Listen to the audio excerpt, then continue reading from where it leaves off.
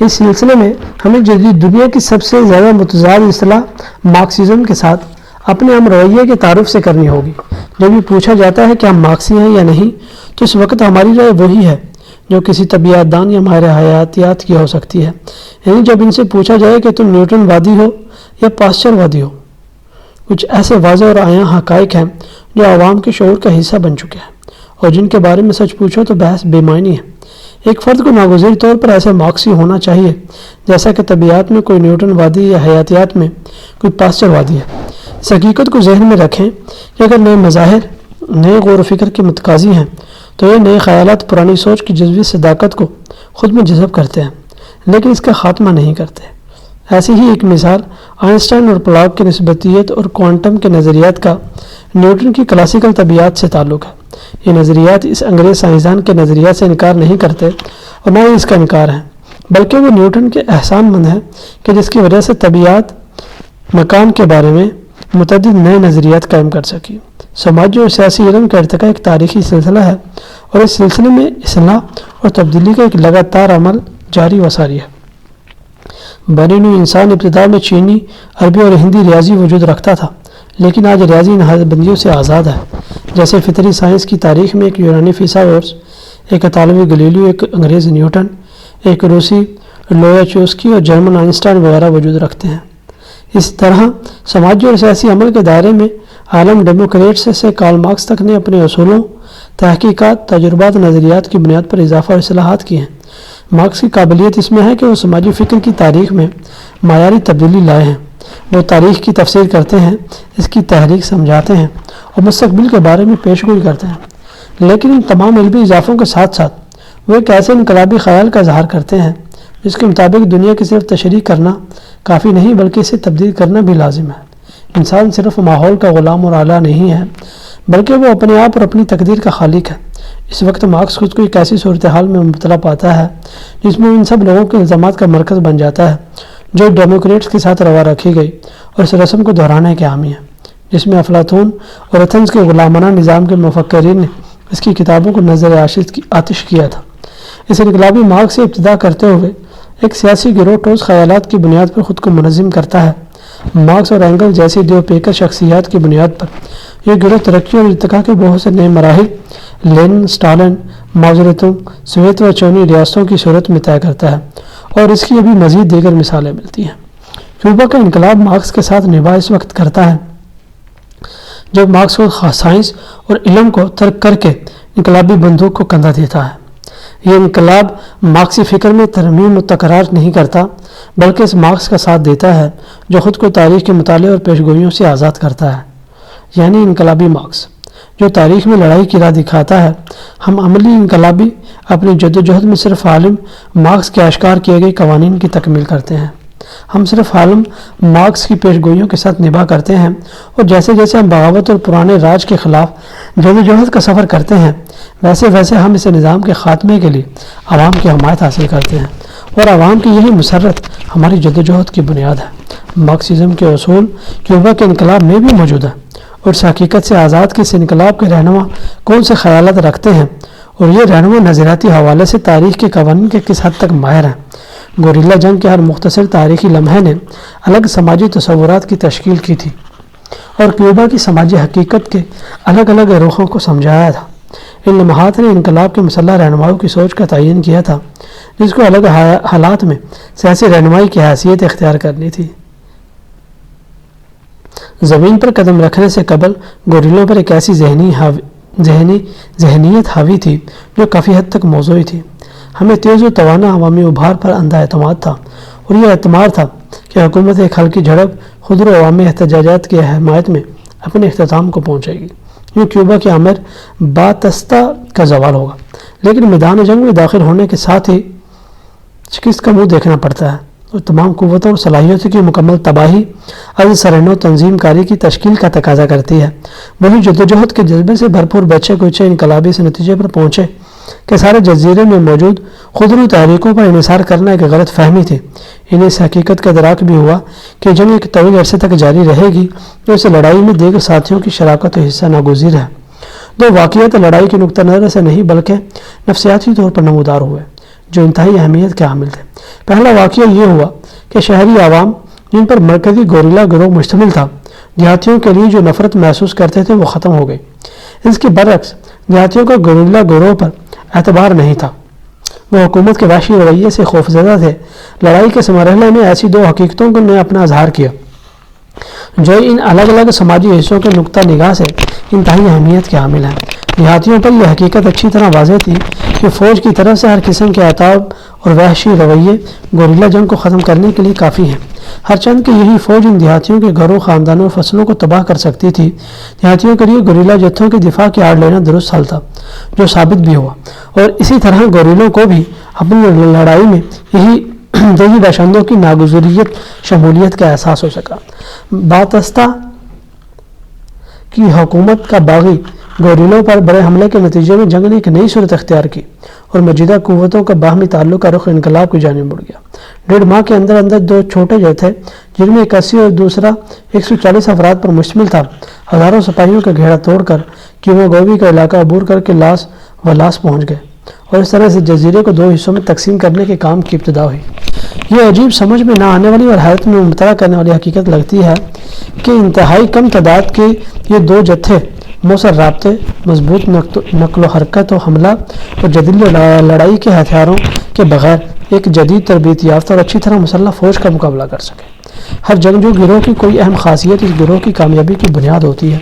ایک گروہ جنگجو کو جتنی کم آسائشیں میسر ہوتی ہیں، اتنا ہی وہ فطرت کے عذاب سہنے کے قابل اور اپنی ذات میں خود کفیل ہوتا ہے، اس کا اخلاق بلند ہوتا ہے اور اس کو اپنی حفاظت کا احساس نسبتاً زیادہ ہوتا ہے۔ اس سمے اعلیٰ اخلاق اور اپنی زندگی کو داؤ پر لگانے کا سبق اسے ازبر ہوتا ہے۔ اسے اپنی زندگی پر اتنا ہی بھروسہ ہوتا ہے جتنا کہ اچھلے ہوئے سکے پر ہو سکتا ہے۔ غرض یہ کہ اس قسم کی لڑائی میں ایک گوریلا جنگجو کے لیے یہ بات کم ہی اہمیت رکھتی ہے کہ اس جنگ کے دوران وہ خود زندہ رہتا بھی ہے یا نہیں۔ کیوبا کی مثال میں دشمن سپاہی جنہیں ہم اب سمجھنا چاہتے ہیں، عامر باتستہ کی چھوٹی سطح کے ساتھی ہیں۔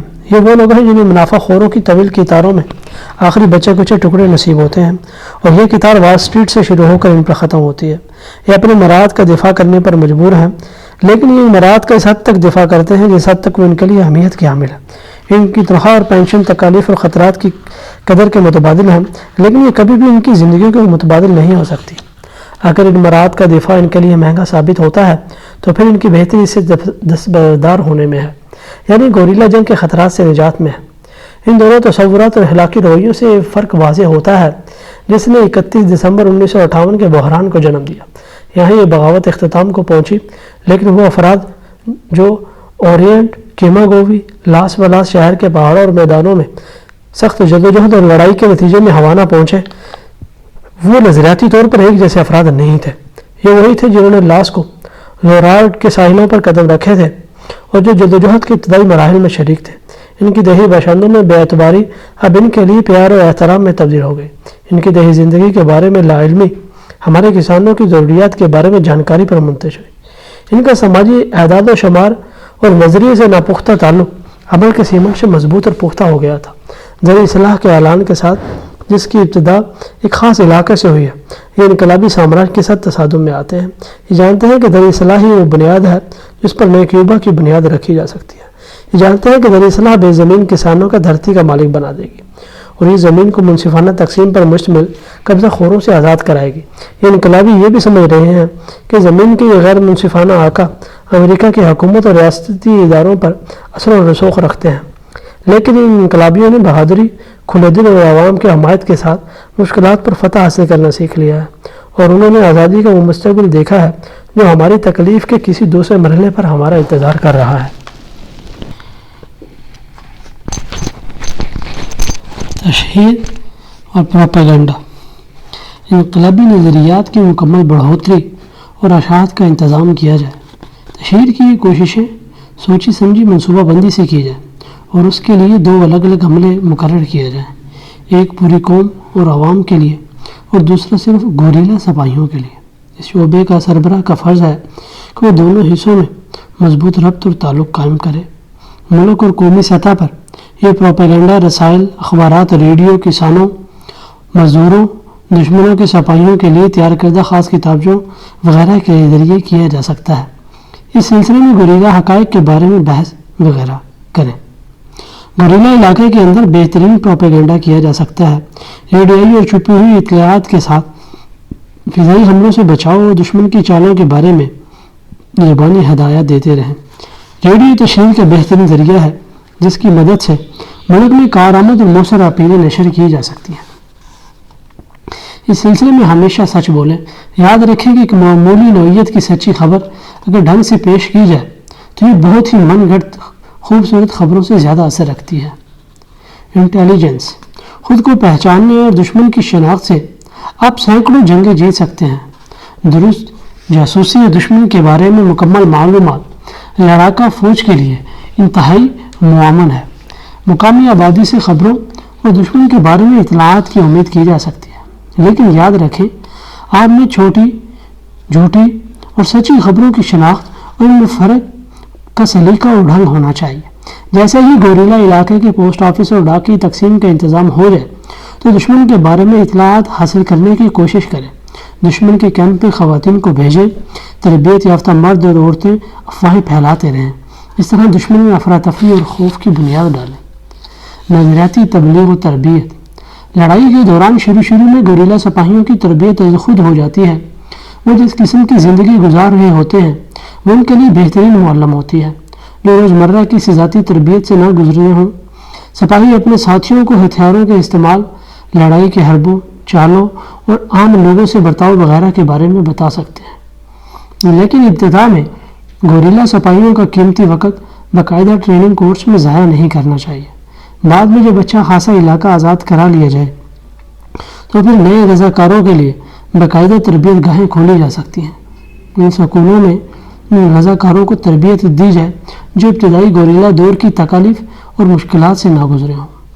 نئے رضاکار اپنے ساتھ سامان اور ایسی نوعیت کی چیزیں خود لے کر آتے ہیں۔ کیوبا میں ہمارے اس قسم کے سکول کے بارے میں جب دشمن کو معلوم ہوا تو انہوں نے ہم پر 2 مرتبہ ہوائی جہازوں سے بمباری کی۔ اس بمباری کے دوران رضاکاروں کے رویے اور رد عمل سے ان کے مستقبل کی جنگجویانہ صلاحیتوں کے بارے میں علم ہو جاتا ہے۔ ایک انقلابی تحریک کی فوج کا تنظیمی ڈھانچہ، انقلابی گوریلا فوج کے ڈھانچے کا ایک سربراہ ہونا چاہیے۔ کیوبا میں ہمارا ایک کمانڈر ان چیف ہوتا تھا جو علاقائی قیادت کو نامزد کرتا تھا اور مقامی فوج کے میجر اور دیگر عہدیدار مقرر کرتا تھا۔ یہ ضروری نہیں ہے کہ ہر جگہ اسی ڈھانچے کی پیروی کی جائے۔ یہ بیان کرنے سے میرا صرف مقصد یہ ہے کہ ہم نے کس طرح ایک کامیاب و فتح مند فوج تشکیل دی۔ آخری تجزیے میں عہدے کی کوئی اہمیت نہیں ہوتی۔ اصل طریقہ یہ ہے کہ کسی ایسے شخص کو عہدہ نہ دیا جائے جو جنگ کے امتحان میں ناکام ہو کر لوٹ آیا ہو۔ جو فوج میری براہ راست کمان میں تھی، اس کے لیے میں نے ہلکی خطاؤں کی سزا، مٹھائیوں اور سگریٹ سے محرومی اور بڑی خطاؤں کی سزا مکمل فاقہ رکھی تھی۔ اس کے نتائج حیرت انگیز طور پر قابل اطمینان تھے، لیکن یہ سزا نہایت سخت تھی اور صرف خاص حالات کے تحت ہی ایسا کرنا ضروری ہوتا ہے۔ ابتدائی گوریلا جتھے کی تشکیل، گوریلا طرز جنگ پر بھی عام جنگی قوانین کا اطلاق ہوتا ہے، لیکن اس کی ابتدا چونکہ سازش سے ہوتی ہے اس لیے اس کی اپنے خاص قوانین بھی ہیں۔ اگر عام آبادی میں حکومت کے ظلم و جبر سے بے انصافی کے خلاف شدید جذبات موجود ہوں تو اس کی ابتدا وہاں سے کی جا سکتی ہے، لیکن یہ جدوجہد زیادہ تر باہر کے علاقوں اور ایسی جگہوں سے شروع کی جاتی ہے جہاں حکومت کی فوج کا پہنچنا دشوار ہے، اور ساری جدوجہد کسی ایسے ہر دل عزیز اور قابل احترام رہنما کی ذات کا مرکز ہو جو اپنے عوام کی آزادی اور نجات کے لیے لڑتا ہو۔ اکثر و بیشتر تمام نئی تحریکیں غیر مناسب اور ادھوری تیاریوں کی وجہ سے نقصان اٹھاتی ہیں۔ اکثر حکومت کی جاسوسی کا محکمہ ان سازشوں سے واقف ہو جاتا ہے، اس لیے رازداری انتہائی ضروری عمل ہے۔ لوگوں کا انتخاب انتہائی احتیاط سے کیا جائے۔ بعض اوقات یہ کام آسان بھی ہوتا ہے، لیکن اس سلسلے میں زیادہ تر مشکلات درپیش ہوتی ہیں اور صرف اپنے ہی ان ساتھیوں میں کام کرنا پڑتا ہے جو موجود ہوں۔ مثال کے طور پر جلا وطن افراد اور آزادی کی جنگ میں شرکت کرنے کی بھرپور خواہش رکھنے والے رضاکار وغیرہ، ان افراد کی تحقیق اور شناخت کا کوئی ذریعہ موجود نہیں ہوتا۔ ایسا ہونے کے باوجود بھی دشمن پر راز کھلنے کے لیے اس قسم کا بہانہ یا عذر فضول ہے۔ چاہے دشمن کے جاسوس آپ کے حلقوں میں گھس آئیں، صرف 1 یا 2 افراد کو اصل مقصد کا علم ہونا چاہیے۔ نئے رضاکاروں کا اہم عہدے اور جگہ نہ سونپی جائے۔ ہیڈ کوارٹر کی جگہ زیادہ جتھوں یا گروہوں کو بتائی جا سکتی ہے اور رضاکار اس جگہ پر آ کر مل سکتے ہیں، لیکن گوریلا تحریک کے رہنما اس جگہ پر کبھی کبھار ہی جائیں اور اس جگہ پر اس قسم کی اہم دستاویزات اور کاغذات وغیرہ نہ رکھے جائیں جن کے ذریعے دیگر گروہوں یا افراد کے بارے میں پتہ چلتا ہو۔ گوریلا رہنما ادھر ادھر خفیہ جگہوں پر روپوش رہیں۔ اسلحے کے ذخیرے کے بارے میں ایک یا دو سے زیادہ افراد کا علم نہیں ہونا چاہیے۔ اسلحہ اور ہتھیار وغیرہ صرف اس وقت تقسیم کیے جائیں جب معرکہ شروع ہونے والا ہو، متعلقہ لوگوں کو خواہ مخواہ غیر ضروری خطرات کا سامنا نہ کرنا پڑے، اور اسلحہ گولہ بارود کا بھی فضول خسارہ نہ ہو۔ جسمانی اور نظریاتی تربیت، تھکا دینے والے سفر اور مارکے، گوریلا مہمات، نشانہ بازی کی مشق اور نقشوں کو پڑھنے اور سمجھنے کے لیے تربیتی کورسز وغیرہ کے ذریعے لوگوں کو ان مشکلات کے لیے تیار کیا جائے جو فتح سے قبل سے جدوجہد کے دوران انہیں برداشت کرنی ہوں گی۔ فتح کا تحفظ۔ آزادی اور آخری فتح اسی صورت میں ہوگی جب دشمن فوج اور حکومت کے تمام اداروں کے ڈھانچے اور نظام کو مکمل طور پر تباہ کر دیا جائے۔ اس موقع پر امریکہ اور اس کے توفیلی ممالک کی نام نہاد خود ساختہ اور سچی خبریں فراہم کرنے والی ایجنسیاں جم کر اس نو آزاد ملک کی مخالفت کریں گی۔ اس لیے پرانی آمرانہ فوج اور اس کے سپاہیوں کا نام و نشان تک مٹا دینا چاہیے۔ جنگی جذبہ چوچراں کیے بغیر فرما برداری، ملٹری ڈیوٹی کے پرانے تصورات، اس کے ضابطے اور یہ نظام اس وقت تک جڑ سے اکھاڑ کر نہیں پھینکے جا سکتے جب تک کہ بلند کردار، نیک لیکن زیادہ تر ناخواندہ فاتح گوریلا پرانی فوج کے تربیت یافتہ اور جنگی سائنس کی مہارت رکھنے والے آفیسرز کو برداشت کرتے رہیں گے، جن کے دل گوریلا سپاہیوں کے خلاف بغض اور کینے سے بھرے ہوئے ہوتے ہیں۔ انقلابی عمل کو جاری رکھنے اور اس کی ترقی کے لیے ایک نئی فوج کی تشکیل لازم ہے جو انقلابی پیشہ ورانہ جنگی مہارت، نظریاتی پختگی اور جنگ کے میدان میں اہلیت کے لحاظ سے طاقتور ہو۔ اس موقع پر متوقع دفاعی جنگ کی تیاری شروع کر دیں جس کا آغاز کسی بھی وقت ہو سکتا ہے۔ فتح کے بعد ہزاروں کی تعداد میں نئے انقلابی جوش اور جذبے سے گوریلا فوج میں شامل ہونے کے لیے تیار ہو جائے۔ ان کو گوریلا طرز جنگ کی سخت تربیت اور نظریاتی تعلیم دی جائے۔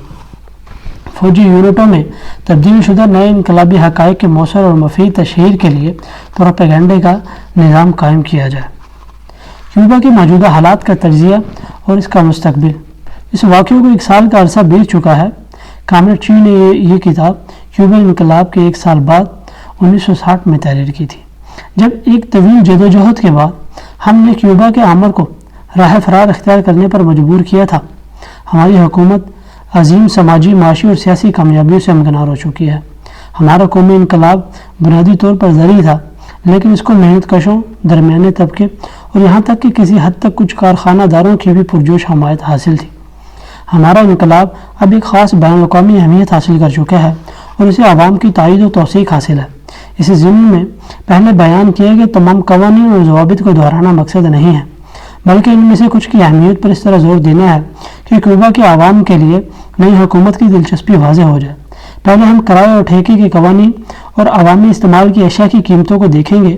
شروع میں سارے موقع پرست افراد کا خیال تھا کہ فیڈل کاسٹرو اور اس کے ساتھی جنہوں نے یہ انقلاب برپا کیا ہے ملنسار طبیعت کے حامل، حالات کے مطابق تبدیل ہونے والے، دور اندیش، احمق اور پرانے سیاستدانوں کی طرح ہوں گے، لیکن جلد ہی انہوں نے یہ محسوس کرنا شروع کر دیا کہ یہ تبدیلیاں بنیادی سطح پر کی جا رہی ہیں اور اب ناجائز فوائد حاصل کرنے والوں کے مفادات ختم ہو رہے ہیں۔ فاتح گوریلا فوج اور ان کے ساتھیوں کو کمیونسٹ کہا گیا اور وہ لوگ جن کی ناجائز اور غیر اخلاقی ذرائع سے حاصل کی گئی منافع خوری ختم کی گئی تھی، انہیں غیر کمیونسٹ یا کمیونسٹ کے دشمن کا خطاب دیا گیا۔ زمینوں پر کسانوں کے حق اور آسان اقساط پر خریداری کے قوانین کی وجہ سے بھی کچھ لوگوں میں بے چینی پھیل گئی، لیکن یہاں ابھی تک یہ آس تھی کہ دیوانہ کاسٹرو کسی ڈیبائنس یا پورٹر کے مشوروں پر جمہوریت کی نیک راہ پر آ جائے گا۔ مستقبل کے بارے میں ان کی امیدیں ابھی تک قائم تھیں۔ زرعی اصلاحات کا نفاذ ایسے مفاد پرستوں پر بھرپور تھا اور ان کی آنکھیں کھل چکی تھیں۔ مخالفین کے بڑے حامی گاسٹن وکیروں نے بھاگ کر آمریت کے سائے تلے اسپین میں پناہ لی، جبکہ باقی ماندہ لوگوں کا خیال تھا کہ محض کاغذی قوانین ہیں۔ بلائی طبقے کے سماجی سائنسدانوں اور اقتصادی ماہرین کا خیال تھا کہ یہ کاروائیاں محض ان پڑھ اور جاہل گوریلوں کا مسخرہ بنا ہے۔ یہ لوگ حقائق سے دور اپنی ہی دنیا میں رہ رہے ہیں۔ زرعی اصلاحات کی قومی کمیٹی نے انتہائی تیزی اور جرات سے بڑے زمینداروں کی زمین تقسیم کر دی اور زمین کی ملکیت کے نئے قوانین تشکیل دیا۔ ان اصلاحات سے تمباکو کے بڑے فارمز اور زمینیں نئی زمین کسانوں اور محنت کشوں کو مل گئی اور تکنیکی آرا مالی ضروریات کے مطابق اور مشینری وغیرہ کے ذریعے کسانوں کی مدد کی گئی. کسانوں کے مشترکہ فارمز کا نظام قائم کیا گیا. کیوبن قومیت کے نئے طرز فکر کا علم بردار فیڈرل کاسٹرو آزادی کی علامت بن چکا ہے. 110 کلومیٹر پر پھیلا ہوا یہ چھوٹا جزیرہ جس کی کل آبادی 65 لاکھ نفوس پر مشتمل ہے، امریکہ کے دیگر خطوں میں غلامی کے خلاف جدوجہد کا رہنما بن چکا ہے. یہ امریکی ممالک میں جو طاقت میں ہم سے زیادہ بہتر ہیں اور بیرونی اجارہ داری کے مقابلے میں اپنی قومی سرمایہ داری کو بڑھانے کی تگودوں میں مصروف ہیں، یہ چھوٹی لیکن نئی آزادی کی قوت سے آگاہ ہو رہے ہیں. ہم خطے کے دیگر ممالک سے الگ تھلگ ہیں، اس لیے اس انقلاب اور حال ہی میں حاصل کی گئی آزادی کے لیے ہمیں سارے عوام کے تائید و تعاون، پرجوش نظریاتی حمایت اور قربانی کے جذبے کی ضرورت ہے. دنیا میں نیا سورج ابھر رہا ہے، پرانا نظام دم توڑ رہا ہے. ایشیا اور افریقہ کے عوام کی قومی آزادی کی جدوجہد کے سامنے ظلم کے مینار یک کے بعد دیگر گر پڑیں گے. اب عوام متحد ہو چکے ہیں اور اس اتحاد کی بنیاد مذہب نہیں بلکہ اپنی تقدیر کو بہتر بنانے کا مشترکہ جذبہ ہے. ایشیا اور افریقہ متحد ہو چکے ہیں اور بڑے ظالم طاقتیں عوامی مطالبے کے سامنے سرنگو ہو رہی ہیں. بیلجیم اور ہالینڈ کی سامراجی سلطنتیں کھوکھلی ہو چکے ہیں. جرمنی اور اٹلی اپنی نوآبادیات سے ہاتھ دھو رہے ہیں، جبکہ فرانس ایک تلخ جنگ کے بعد اپنی پالیسیوں میں تبدیلی کر رہا ہے. برطانیہ ڈپلومیسی اور مسلحت سے کام لے کر اپنی نوآبادیات کو بظاہر سیاسی آزادی تو دے چکا ہے مگر اپنی اقتصادی بالادستی قائم رکھے ہوئے ہے. امریکی سامراجیت یورپ کی استعماری طاقتوں کی جگہ لے رہا ہے، لیکن یہ ایک عبوری دور ہے. امریکی سامراج کی معاشی بالادستی نو آزاد ممالک میں اپنی جڑیں مضبوطی سے پیوست نہیں کر سکی ہے اور اب امریکی عتاب کی شدت ختم ہو رہی ہے. دنیا کے زیادہ تر حصوں میں ظلم و جبر کا جنازہ نکل چکا ہے یا نکلنے والا ہے.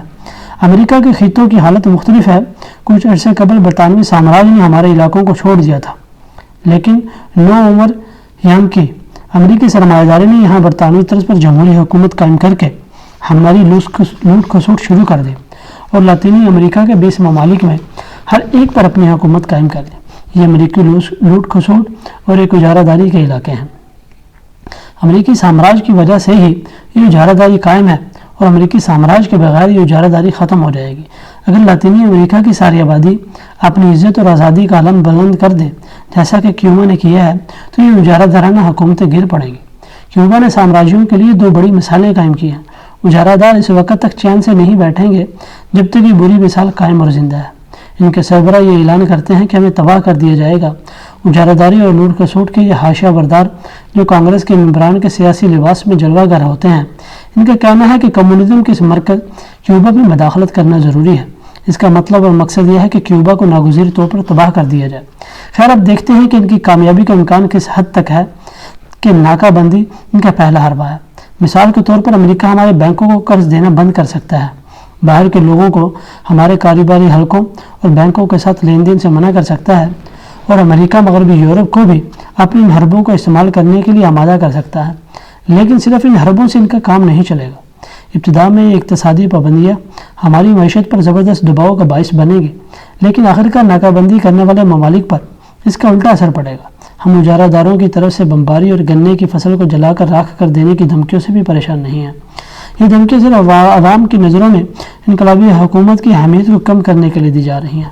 اقتصادی دباؤ کے علاوہ اس بات کا بھی امکان ہے کہ کس پٹھو طاقت مثال کے طور پر ڈومینیکا کے ذریعے براہ راست مداخلت کی جائے. اس قسم کا عملہ بہت سے مسائل کو جنم دے گا.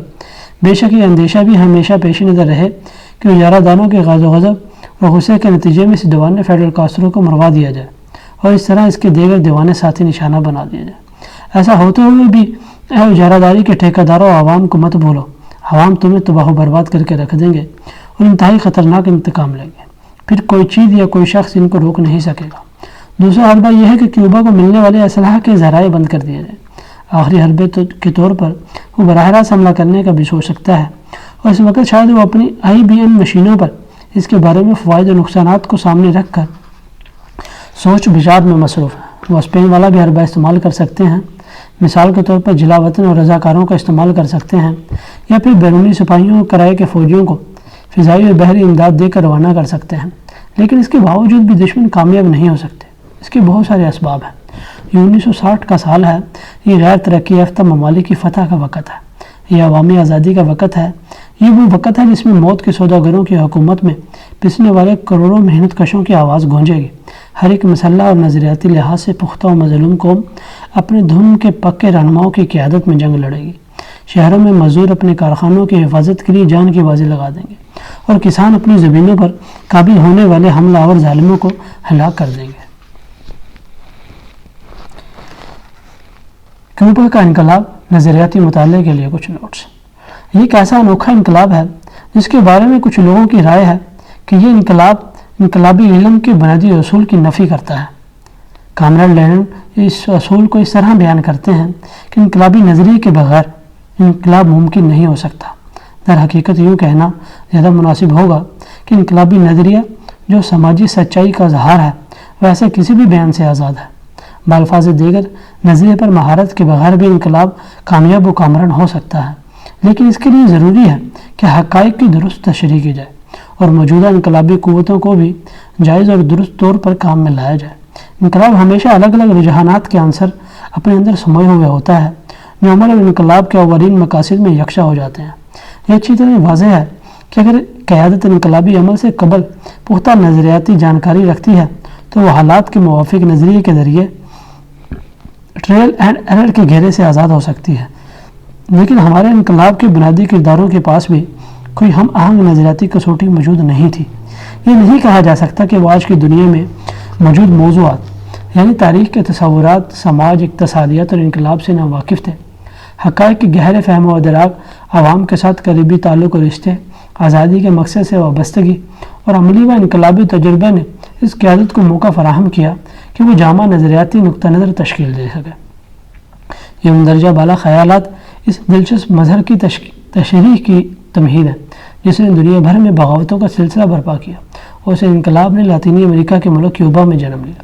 یہ ایک ایسی سماجی کایا پلٹ تھی جو موجودہ عالمی تاریخ میں کافی حد تک مطالعاتی اہمیت کی حامل ہے کہ کس طرح چند افراد پر مشتمل ایک گروہ نے اپنے سے مہارت اور ہتھیاروں میں زیادہ باصلاحیت قوت کے سامنے نہ صرف اپنا وجود قائم رکھا بلکہ جلد ہی لڑائی کے میدان میں اس سے زیادہ طاقتور ہو گیا اور دشمن کو پیچھے دھکیلتے ہوئے لڑائی کے نئے مرحلے میں داخل ہو گیا۔